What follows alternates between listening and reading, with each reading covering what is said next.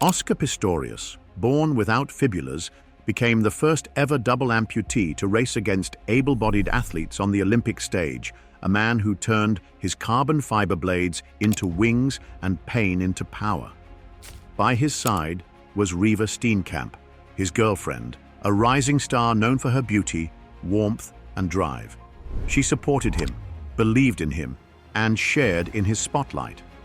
Then, on Valentine's Day 2013, everything changed. 4 gunshots. That's all it took to turn Olympic hero Oscar Pistorius into a killer. But what really happened behind that locked bathroom door? It's been decades, but opinions are still divided on this strange, heartbreaking story.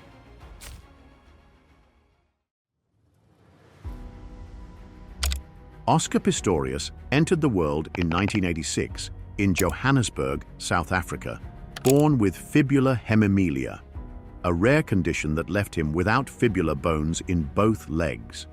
At just 11 months old, both limbs were amputated below the knee. But this seemingly cruel start became the foundation for a legend. By 17 months, Pistorius was walking on prosthetic pegs. By his teens, he was excelling in sports like rugby and wrestling, undeterred by his missing limbs. A knee injury at 16 shifted his focus to sprinting, and the results were explosive. With carbon fiber flex-foot cheetah blades beneath him, he didn't just run, he flew. Gold medals stacked up at the Paralympics as he dominated the 100 meters, 200 meters, and 400 meters. And Oscar Pistorius, the greatest Paralympic athlete of all time. Then came the unprecedented leap, the 2012 London Olympics, where he made history as the first double amputee to compete against able-bodied athletes. Cameras adored him, brands lined up, the world embraced the Blade Runner, a living symbol of grit and grace. But behind the golden smile and speeches was a darker Oscar, known for his explosive temper, love of guns, and fear of intruders, traits hidden beneath his polished image, ready to explode. Reeva Rebecca Steenkamp wasn't just known for who she was dating, she had built a name for herself. Born in Cape Town and raised in Port Elizabeth, Reeva was a law graduate from Nelson Mandela Metropolitan University, aiming to become a qualified legal advocate. At the same time, she had carved out a successful modeling career, working with major brands like Avon and featuring in high-profile magazines like FHM, where she was consistently ranked among South Africa's most beautiful women. Her look was striking, blonde hair, green eyes, and a warm, effortless presence that made her stand out. But it was her professionalism and charisma that kept doors opening. She was also a TV personality. Hey guys, I'm Reeva, and I'm begging you to not miss the first episode of Tropica Island of Treasure. Appearing on the reality show Tropica Island of Treasure just before her death. She met Oscar Pistorius in 2012, and their relationship moved fast. Publicly, they were seen as South Africa's golden couple. But behind closed doors, there were cracks. Oscar grew controlling, frequently texting her to check where she was, questioning her friendships, even accusing her of flirting. Friends noticed her becoming more withdrawn, less carefree. She would sometimes speak of the pressure, but brushed it off as jealousy that came with dating someone in the spotlight. They had made plans for Valentine's Day 2013. She had even prepared a small gift, but that same night became the night she never walked away from. On February 13, 2013, Reeva Steenkamp was excited. It would be her first Valentine's Day with Oscar Pistorius. That afternoon, she bought wrapping paper for a surprise gift, a framed photo of the two of them. "My boyfriend loves Valentine's Day," she told the shop clerk with a smile. That night, she did yoga while Oscar watched TV. They had dinner, texted friends, and went to bed around 10. The house was warm, so Pistorius set up 2 fans on the balcony. He claimed he had to sleep on the left side of the bed due to a shoulder injury, where Reeva's bag and sandals lay. Around 3 a.m., Reeva whispered, "You can't sleep, Baba?" Oscar adjusted the fans and curtains. Then a noise, a window sliding open. He said panic overtook him. Grabbing his 9mm from under the bed, he moved toward the bathroom and fired 4 shots through the locked door. Only after did he realize Reeva wasn't in bed. He put on his prosthetics, broke the door down, and found her slumped over, shot, bleeding, unresponsive. He tried CPR. He screamed for help. Even his clothes became blood-stained. But forensics told a different story. Reeva's bladder was empty. She'd been in the bathroom for a while. Bullet angles suggested she was crouching in fear.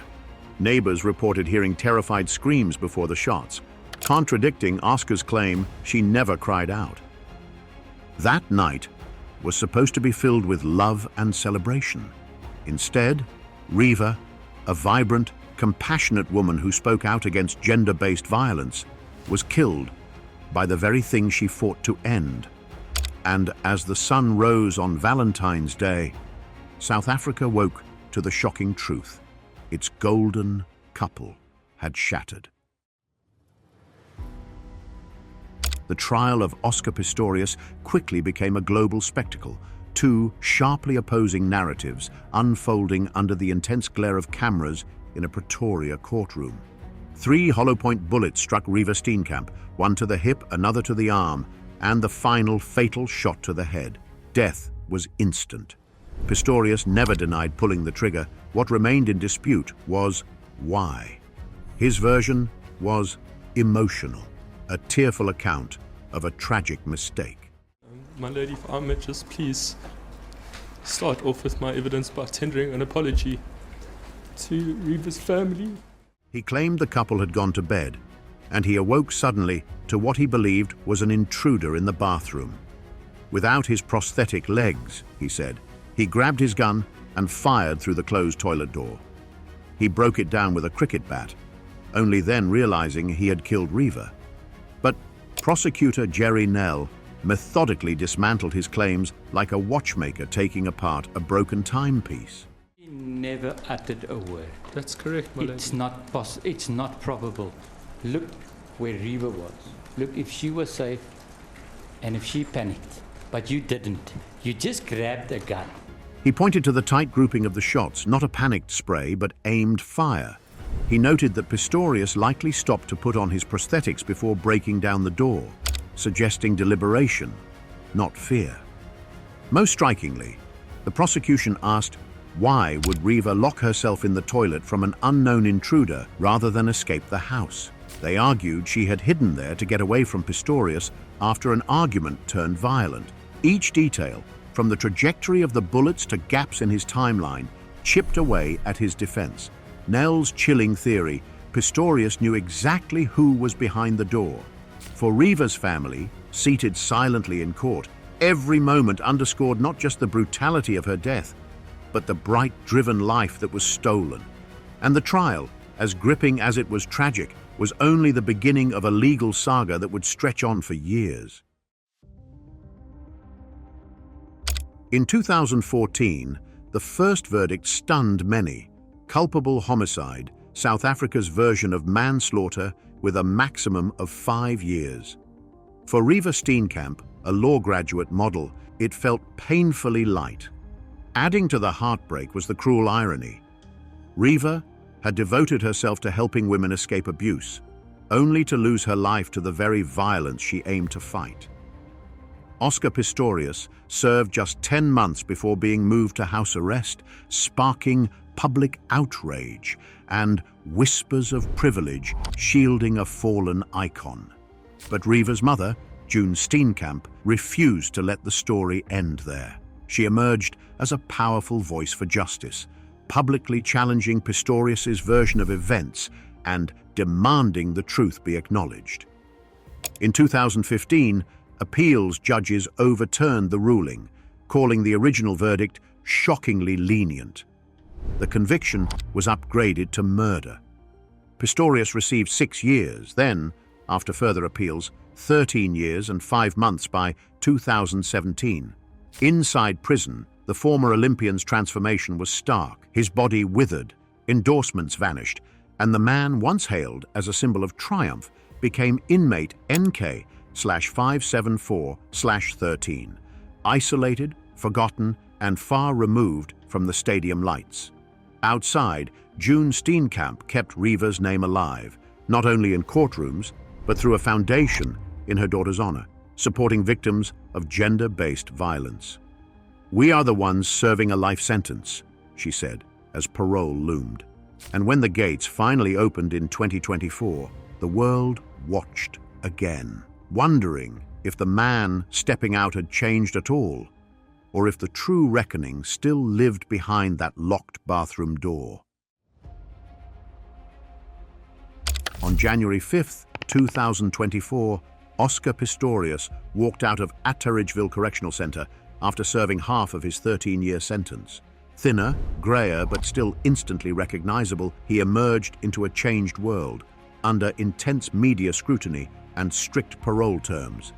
Anger, management counseling, therapy for gender-based violence, and 600 hours of community service at a Pretoria school for disabled children.